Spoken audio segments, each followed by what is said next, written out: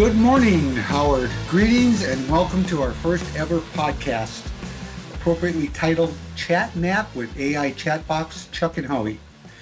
We want to welcome you to our pilot episode. Both Howard and I will do our best to entertain you and to inform you on all things metrology. And let's start talking about why we're here. So I'd like to introduce my co-host for this endeavor, Mr. Howard Zion with Transcat Corporation, who also serves as the vice chair on the board of directors for NAPT.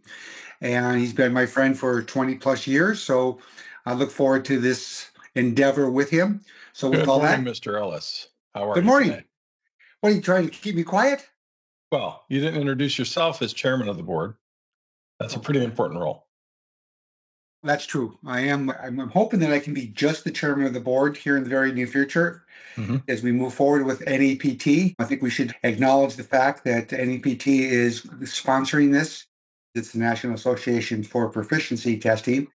Did you read my shirt? Is that what you did? I did. No, I didn't have my glasses on. This is your teleprompter right here. There it is. So with that, Howard, why don't you go first and tell us a little bit about you and give us a brief introduction to why you want to do this podcast. Yeah, I'll keep it brief. 42 years in metrology, started in the Air Force, worked at Lockheed Martin, worked at Kennedy Space Center, worked for Philips Electronics, and 24 years now with Transcat, supporting a lot of regulated industries. And of course, with that, requirements for accreditation for a lot of those companies. And so our labs are all accredited. We have some private labs that are accredited as well. They're embedded in our customers' facilities. And that drives the need for proficiency testing, which is how I became connected with NAPT. How about you, Chuck? I've been doing this going on 46 years now. I started out as a PFC after I left college. I did a couple years of college, and I did all those things that are wrong when you go to college. So after 2 years, I was either going to get kicked out. I think you spelled fun wrong. Yeah. So I didn't want to go home, Howard. I literally didn't want to go back home. So I joined the Army. They gave me the rank of a PFC when I went in because of the college that I had and took some tests. I was one of the last group of people that had 12 weeks of basic training. After that, it went down to 8 weeks of basic training. Yeah. You were in the Air Force, so you don't know what basic training is. We did that. At 6 o'clock in the morning, we had to drink 2 glasses of water before every meal. Those were tough days. They made you drink water. Before every meal, 2 glasses. Because you don't know enough to drink water. They have to teach you to drink water. As with most people in our field back in the day, we all came from the PMAL program. I was lucky enough to take a test. I guess I scored high enough on the test to get selected to see which course I wanted. And, when I was going through the courses that they offered me, I saw this year-long course at PMAL. And I thought, wow, this is great. So I went to the PMAL and got promoted to E4 almost immediately. I had a very comfortable position as E4 while going through training there. That is good, yeah. Oh my God, it was fabulous. I got to go out and do all the things that as a Spec 4 did at the time. Once in a while I had to do duty, but boy, I'll tell you, it was actually 11 months that I did it, but that was because I went right from the basic course right into the advanced course, one of the advanced courses right away. So just a side note, in the Air Force, I went in as an E1. I came right out of high school, so I didn't really have much of anything. I took 1 semester of college, and that was it. And as an E1, even through the 4 years that I was in the Air Force, and not once did I clean a toilet or buff a floor. I figured out how to delegate that to other people. That's almost unheard of. It is. I can't think of any E1 when I went through basic training that didn't serve time in the latrine cleaning the toilet. I mean, it's just, we understand now why they made us do all those stupid things where we, clean the latrine with a freaking toothbrush. But, I went through the program, sat on the bench for 6 years at a depot. I got selected to go to the 90-day program, became an officer, spent time in the Signal Corps. Because of my arrogance, I decided to resign early. After 10 years, 7 months, and 28 days, I went into what's called the inactive ready reserve. Do you regret that decision? Yes and no. When I became an officer, I thought I could become a colonel. Mhm. But when you're young, you make mistakes. You think you know better. I, even after I got out of the Army, I put my size 13 in my mouth far too many times. I'm sure over the course of these podcasts, I might share a story or two where I put my size 13 in my mouth and got myself in trouble. But Well, the thing regretting that it, lubricates you the most is when we have a bottle of wine. So one of the two of these podcasts are going to have to be in the evening, not during the day. I think we're going to have to select a bottle of wine and make it part of our introduction because that's what we talked about doing. I think we should start by telling people why we're doing this podcast because at the conferences, you and I have a tendency to sit at a table, order a bottle of wine, maybe two, maybe three, maybe a couple more, depends. And for some Who's reason, counting? a lot of people just start coming and sitting down with us, and we just batter back and forth like a married old couple. It's a good And time. yeah, It's it's a my great favorite part of time. the conferences, for Yeah. sure. And I miss that about the conferences because, the conferences are not what they used to be. I think whoever runs these conferences need to really reevaluate what's missing in that, and that is the Well, one-on-one look, part. the exhibit floors are great because you're learning about equipment maybe you don't know about, stuff you need for your labs, services that are out there. The papers are wonderful. Some of those are a little over your head, but they're still important. And some of the ones that are brought down to scale for the things that you can use every day are good. But the real beauty of the conferences is in the evenings, right? When you're Yeah. sitting down and relaxed more, you're talking with people, you're getting to know them even on a deeper level. And that's the part I love. Speaking about getting to know people, one real brief story why I like the conferences so much is I gave a paper back in 1996. It was my first paper I ever gave at NCSLI. And it was received well by the audience, and it was a rather large conference. I think it was one of the largest conferences that NCSLI had. It was in Atlanta. Hmm. And I had a lot of people over the course of that conference the next day or two come up to me all the time, introduce themselves, talk about the paper, interact with them. And boy, did I ever enjoy that because, I became quote unquote known to a lot of people simply by presenting and talking after the fact. Oh, yeah. And then we ended up having a booth there a couple years later and to expand, and show the people who I worked for at the time. Did you have Yeah, any but hecklers in that paper? no, there was no such thing as Yeah. hecklers back then. I, You and I've Chris had were a not. heckler or two. I'm looking at him. No, I'm talking about you being in the audience when Oh, I've well, presented. Presenting papers, right? It can be nerve wracking at first. You never really get used to it, but you get prepared, right? To where you can give those a little easier each time. That was your first, you said, right? that was my first paper that I gave at NCSLI. But you had done public speaking before that, Being an officer, of you speak course. at different levels in front of hundreds of people, giving whether it's doing exercises and having to take the battalion on a run and stuff like that. So Hmm. you learned how to talk in front of people and be in front of people. At least once you get to especially captain above, you start to learn that.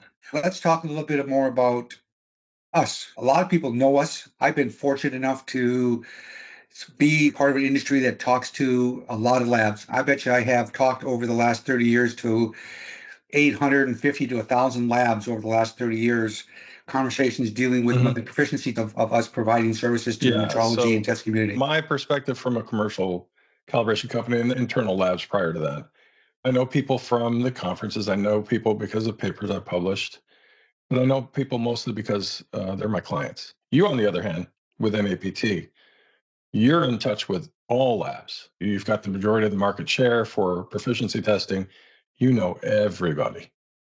Yeah, and I think what people have liked about that is that I'm not afraid to tell people what I think. For example, NAPT's been around for almost 30 years, an achievement I can't still fathom today.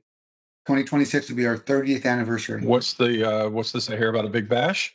Oh, we're going to have a party. Hopefully, a lot of members can come to our party. We'll probably do it in conjunction with one of the conferences. That We're makes not sure sense. which one yet, but Speaking of which, this year's conference is in Cleveland. yep, Where's next year's conference? Do you know? hasn't been decided yet. Okay, maybe we should have some influence on that. Yeah, The maybe. beaches of Oahu. Or maybe Little Rock, Arkansas, Could be, could be. which is harder to get into because there's no direct flights. That probably wouldn't make sense then. No, I mean, we had a board meeting here, remember? And nobody had a direct flight into Little Rock. So Atlanta was fun for you because that was your first presentation, but what was your favorite conference venue? Oh, probably Monterey. Were you around in Monterey? No. Okay. Monterey was, just south of San Francisco. Yeah, it's beautiful. I've been there. I was still fairly new to NCSLI, and I'd hooked up with a couple of other guys that liked to play golf. Mm, And one gentleman who was worked for a big corporation, for some reason he liked me. Don't I have no clue why, but he became a mentor, if you will, because like I said, I was new to the calibration business in the civilian sector. that's great. Anyways, we ended up, going and playing more golf. We went out one day and played Pebble Beach. We Beautiful got to a point views. where the four of us, and all of us were in the industry. One person worked for GuideUp, another worked for NORAD. This gentleman worked for, a major manufacturing company that provides airline parts. We would go to a You're talking conference. about the NORAD that tracks Santa Claus? That Uh, NORAD? uh,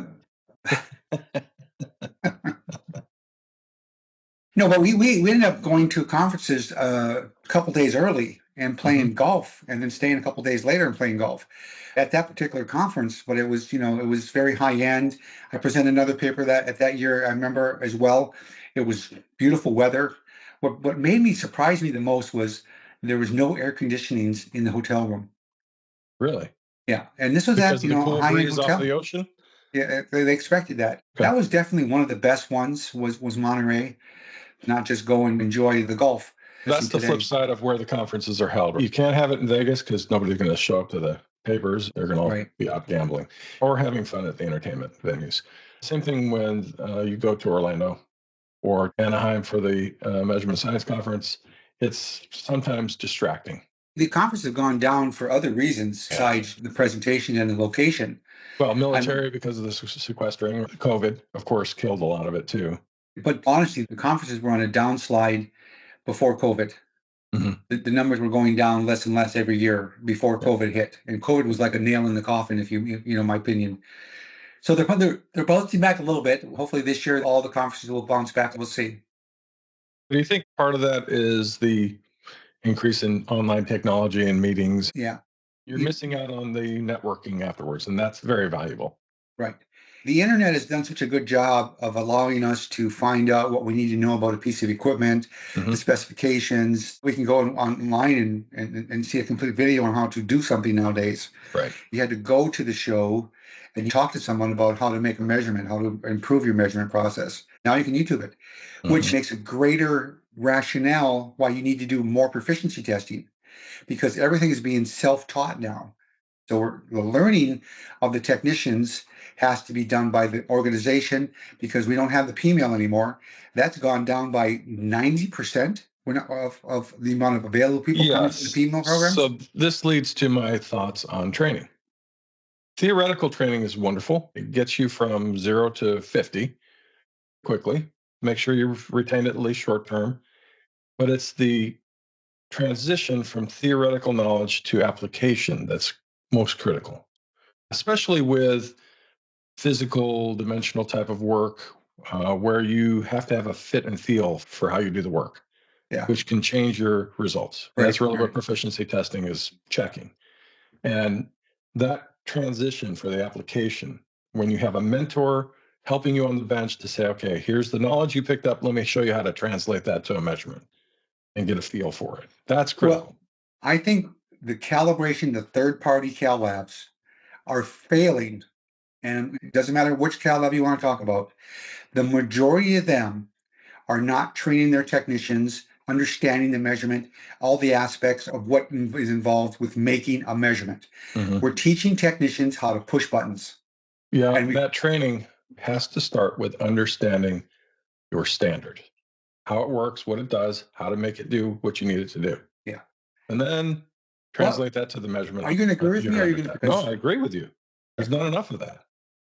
so what happens is the quality of the measurement made is not as well as it was 10 years ago, because the person making the measurement is pushing a button and writing, recording a value. There's a need for that, whether I'm working for a commercial calibration company or not.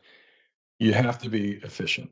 That efficiency can come through automation, which removes a lot of that inherent knowledge on how to make the measurement and what it's about and the uncertainties behind it. But that's important. Keeping a balance with that, we try to focus on is having our senior techs or more senior techs have that inherent deep knowledge, right? That depth of knowledge, as opposed to the junior techs being able to sit down and just perform the measurements without error. You're only going to know how that comes out as a result through something like a proficiency test that'll actually test you on it, blind study test. Very important.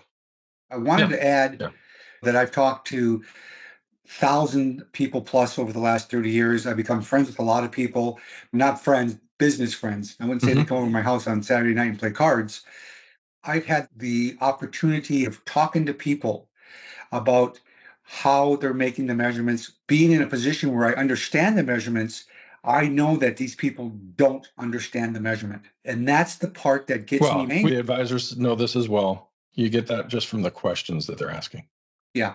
Honestly, I've had people that are accredited, Howard, come up to me and say, what do you mean? What is K equals 2? Why do I have to worry about that? I want to say you're accredited. And I could bore this audience for opportunities for improvement. I could 100 hours of conversations we've had. They're not trying to make a bad measurement. It's just that they don't know enough to make the proper measurement. I'm going to blame accreditation more than anything else. So this is a topic near and dear to my heart. When somebody asks a question like that, it's an opportunity for improvement, but it's also revealing what I call quality blind spots. What you don't know is that you don't know. Right.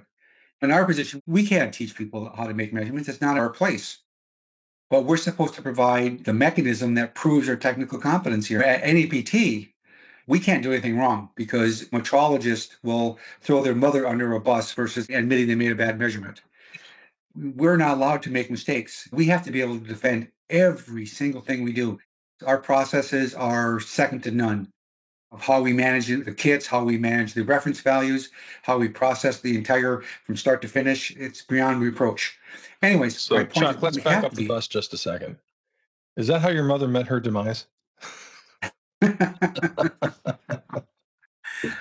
No, my mother actually lived to be 91 years old. Fantastic. I'm going to use this segue into actuarial tables. Have you ever looked at those? It's kind of interesting because there's a phrase that sticks in my mind about expectation for life, right? Life expectancies. Part of that is driven by when do you want to retire? How long do you think you're going to live? Looking at Social Security payments, when should you start taking those? Should you start at 62? Should you wait till 67? There's a lot of questions there. And actuarial tables will help you predict when your demise will come, right? So that you can at least have a target just for a plan of how many years you think you need to build enough wealth to last through your death. So I started looking at these actuarial tables. I was looking at this from the Social Security website. This actuarial table was from 2021 in their 2024 Treasury report. On January 1st of 2021, what was your age? You look that up, and here's your probability of death within the next year. Here's the number of lives. They're looking at 100,000 people that they tracked, life expectancy for how many more years you would live. So what I found interesting here, the first thing I did was jump to my age at that year for 2021. That year I was 57. I have a 1.1% chance of dying within the next year. So not high, right? One chance in 99.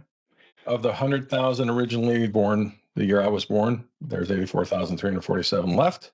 They come up with these calculations by taking the number of deaths in the coming year, dividing it by the total number of remaining people. And they come up with that percentage. I should live another 22, 23 years. That would put me at about 80. That's about what the life expectancy has always been for the last 10 years. I've heard that number. But the reason I started looking at this was not just to say, when do I plan to retire and when should I take Social Security and how long do I need to plan for? When I lived in California, I would see billboards all over the place saying the first person to live to 150 is alive today. And it's from Prudential, right? They're saying, what if that were true or somewhere north of 100? How are you going to plan for that? That changes everything. It changes food supply, if more people are living longer, housing, right? Automotive, it changes everything. And how much money you need to save to be able to take care of yourself. And when do you actually retire from working? Is that going to be pushed out as well?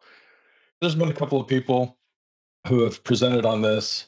Dr. David Sinclair has a paper on this. He is a professor at Harvard. I'm not going to show it here, but if you're interested, take a look at that on YouTube. The longest person that's lived is this woman, Jean Clement from France. Here she is on her 117th birthday, smoking a cigarette, having a glass of wine. Right? She lived to 122. And so is 150 unrealistic for somebody to have already been born with technology and the way it advances? It's interesting to think about. So I think they've discovered who the first person is that's already been born that's going to live to 150, and it's going to be Rob Lowe. Yeah. It's something to think about for we planning did that purposes. for life insurance. Our agent predicted I'd live till I'm 82. And so we base life insurance based on I will, live till 82, and that's when I need to have enough But what if you're the first person to live to 150? You're paying ridiculous rates for the insurance now that should be reduced if we actually move those tables out, right? Yeah. Technology is definitely helping. Now, what Dr. David Sinclair said in that short video was important. It's not just pushing out the lifespan, it's pushing out the health span so that you're at least able to enjoy those years. Otherwise, what's the point, right? Yeah. Well, that's a great point because I'm partially retired and I'm hoping to retire full time here in the next year and a half, where I don't have to worry about finances. I need to make sure that I have enough money set aside, as do a lot of people my age. We don't think about that. Social Security is not going to be there. I also saw something recently that made a lot of sense. If you take your annual expenses, including vacations and things like that, right? Take that, multiply it times 25 annually, and then invest that and get a 4% return. That's the amount of money you need to make in order to live at your current standard of living, right? To get a 4% return, which is very easy to get. If you invest in an S&P 500 index, you probably get around 8 to 11%. But 4% is reasonable if you're able to, not everyone is, to accumulate 25 times your expenses for your annual expense. Then you could live on that very easily for the rest of eternity, for however long you live. And then give all that rest of the money away to your family when you pass. Yes, exactly. Generational wealth. I'm not a big fan of giving my money to anybody, including my kids. But it sets you up at least. Yeah, exactly. Well, we're doing something like that, obviously the 401ks, but I think we should save this topic for another episode. Well, possibly, but I do have to add this one little bit. I've got my Mega Millions tickets. $1.15 billion. Sorry, I've already got mine, so I bought the winning ticket before you did. Oh, damn it. You're more likely to become president of the United States than to win the lottery. You're more likely to get lightning twice in your lifetime. You're more likely to get attacked by a shark than win the lottery. It's not very probable. But guess what? The difference between not buying a ticket and buying one ticket increases your odds exponentially. You know what blows me away real quickly about these Powerball and Mega Millions after the fact? You hear cases where people have spent the only money they've got because they think they're going to win. Yeah. And then they're begging for money to pay my rent because I spent all my money on rent, or I can't feed my baby because I took my paycheck and bought on lottery. I remember when we lived in Florida back in the late 80s, when they first brought the lottery to Florida. And I remember hearing horror stories of people mortgaging their home. Oh, God. Are you kidding me? Yeah. It's amazing. I hope that's not I true. believe it. I believe it 100%. People are so desperate sometimes that they think that they're going to win, and they have no clue that their chances are basically something like 1 in 14 billion chance or trillion. It's ridiculous. But if you do win, the payout is like 516 million. If you take cash, which you want to do, because to get the 1.15 billion over 20 years, they're giving you a 4% return. You don't want that. You can beat that. So take the cash, but then you got to pay taxes on that cash. So 516 million, you could probably walk away with 210 million after you pay Uncle Sam. 210 million. That means you would make at $30,000 a day interest. So what we're going to do is over the next 11 episodes, our guests are going to be our board of directors, and we're going to interview them. And so we need to get ready to ask some questions. I'm going to interview you. One of the questions is to name a highlight of your metrology career? Oh, okay. 42 years. What's the one I pick? There's been a few for sure. I tell you, the one that stands out that I never expected my metrology career to go is after Deflategate with the NFL, with the Patriots. We were contacted by the Kraft Group. I can't go into the details of what we did there other than that I wrote the procedure calibrating the pressure in footballs for the NFL, at least for the Kraft Group. So we did that for every one of their home games that following year and wrote up the results and gave them the results. That's the part I can't talk about. But who knew a career in metrology would take me to the locker room of the Patriots? Incredible. Incredible, yeah. Yeah. But you're not a Patriots fan. No. But the good thing is that the Chiefs made it to the playoffs that year, and our game was at Gillette Stadium. I was there for that game. I did get to see Tom Brady in the locker room, but they didn't want us mingling with the team players. I was in the box seats with really good meals, good food, and a lot of ex-Patriots players. And so of course, I can't wear any Chiefs garb, right? Because I'm there to do a job. But I had the pass where I could go out on the field, go anywhere I wanted in the stadium, right? Sure. So I got to walk around, take some really nice pictures. I'm sitting there cheering for the Chiefs, and these guys are at the table next to me going, "Who the hell's cheering for the Chiefs?" But they were gracious about it, very kind, just ribbing me about everything. And of course, we lost that playoff game when we were out that season. But victory is ours, right? We have won 3 Super Bowls. We're looking for a 5th, right? 3 in a row, if we can do it this year. I don't know if we can do it, I don't think you're going to do it I'm this going to year. believe we can. We are top seed. We get home field advantage. We get the first bye. And these guys are good. I think we can do it. I think it's going to be Green Bay and Kansas City, and Green Bay is going to kick your butt. You don't think Buffalo will come through? No. I think it'll be another great game. You guys always got great games the last 4 or 5 years. They're the only team that's beat us, right? We're 15-1. And that's happened once before, I believe. They beat us in the season games, and then we won in the playoffs against them. Yeah. You think it's Green Bay? Yeah. I'm curious how much you guys paid the refs this year. Do they take out a fund for the season ticket holders? This is why I spent a little bit of money on the lottery and $0 on the NFL. Yeah. It is too easy for those games to be thrown. I've seen refs make such bad calls. Yeah. I used to be a huge football fan, but I hardly watch football because of the inconsistency of relationship with the football team. Maybe at some point we'll talk about that. Mm-hmm. But right now, it's not what it used to be. It's very disappointing for me to accept the product being delivered today. Yeah. It's completely different than what it was before. It's very frustrating, for sure. Yeah. So anyways, all right, next question. What's your favorite vacation spot? I think I've already said it. Hawaii.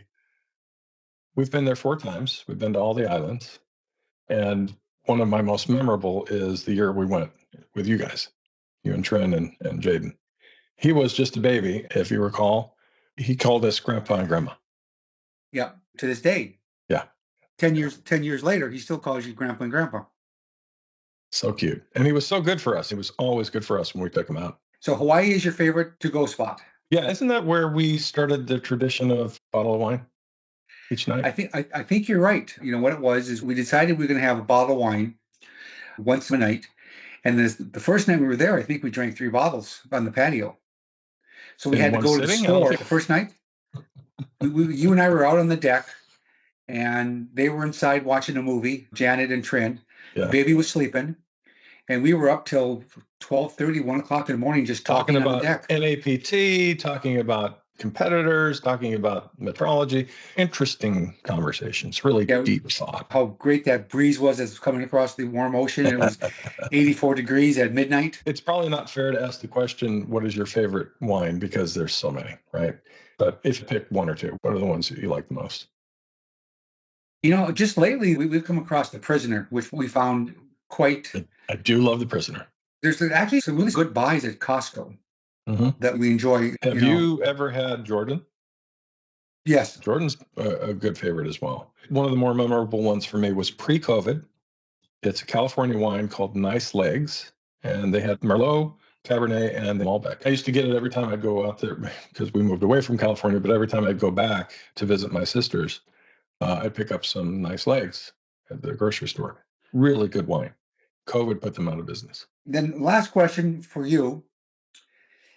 If you could live your life over again and not have metrology as your chosen field, what do you think you would have, went into? What would have been your career? Hmm. Well, I took all shop classes through high school, mechanics, woodworking, all that stuff. I really liked woodworking. I thought I wanted to become a cabinet maker. I did an apprenticeship for a month. I found out really quickly that's not what I wanted to do. It's what I enjoyed as a hobby, but not full time. My brother in law was dating my sister at the time. He had started out in the Army, US Army. He had switched over to the US Air Force. He's an airplane mechanic. He's just telling me about opportunities in the Air Force as an option. I'm 17, 18 years old at the time, getting ready to graduate high school. That's how I ended up going to take the ASVAB test and getting into open electronics. I didn't take electronics courses in school, but I was always good at math. When I picked the 5 different career fields, the third one was this PMAL thing. I didn't know anything about that or precision. It's in Denver. I've never been to Denver, and I grew up in Chicago. Hey, I want to see the mountains. That sounds great. And that's what I ended up doing for 42 years. I thought I wanted to get into some sort of medical field, right? Okay. Lost my father when I was 12 years old. We were living on Social Security. My mom did odd jobs. She was a seamstress. She made slipcovers for people on her own. She and a friend also made draperies. So I'd go to these halls, take down drapes, and they'd make the new ones. I'd hang them up for them. So a lot of odd jobs in my career, part-time jobs as well as full-time. I thought I wanted to get into some sort of medical field. I thought I would like to be a doctor. I was afraid I couldn't afford to go to school, not knowing in that situation that I probably could have gotten grants and done better in high school. I was a B student in high school. I didn't apply myself as much as I should have. By the time I joined the Air Force and then went back to school in the Air Force, I had a purpose of going back to school, and I was driven and very high grade point average. So it all works out in the end. Going to school and working full time, especially in this career field with metrology and measurement, to apply a lot of that knowledge you're getting in school and see it firsthand. I think that combination is really good. That's kind of why I drive towards, theory is great, but application is better. Hey, I got some questions for you. Best moment in metrology. A couple years back, I was the recipient of the Andrew J. Woodington Award, which is handed Oh, yeah. out by the Measurement Science Conference, which you're very well aware of. I never considered myself one that would be worthy of that award. Hell, I thought I had a better chance of winning the Wild Hack Award than I did the Woodington Award, because the Woodington is, it's a really high honor reward. And I was chosen for what I did. I'll be honest with you, I've given a lot back to the metrology community. I did a lot for Measurement Science Conference. I served on that board for 10 years. I helped them out a lot. When I started NAPT 30 years ago, I had a lot of people tell me it was not going to happen. Why would I leave a corporate cushy job to take a chance on a startup that the government should be doing? Now, 30 years later, I've got 4 other organizations trying to duplicate what I did. Proof is in the pudding. I did something that nobody else ever did. And I've had a lot of people copy me. Here we are 30 years later, and I was recognized by my peers for that achievement. Do you speak any other languages? I speak a little bit of Vietnamese. My wife is Vietnamese. I've tried to, over the years, learn it. Unfortunately, the last 3 or 4 years, because of COVID, we were not around Vietnamese anymore. She doesn't speak it around the house at all. If you don't speak it, you lose it. So I'm going to have to start doing my Rosetta Stone again, because we're planning to go to, hopefully next year, we're going to go back to Vietnam and visit it again. So we're hoping to do that. That's wonderful. Mr. Ellis, any words of wisdom in parting? Yeah, actually, I guess I have some words of wisdom that I'd like to share with the audience that might become our closing statement. Real simply, folks, proficiency testing still is the only real measure that you can prove your technical competency. It's the only option that you have to prove you're capable of making measurements accurately and correctly. Agreed. So with that, we'll look forward to providing many more episodes down the road. And if you have any comments, please hit the subscribe button, and we'll look forward to seeing you on the next episode. Thank you.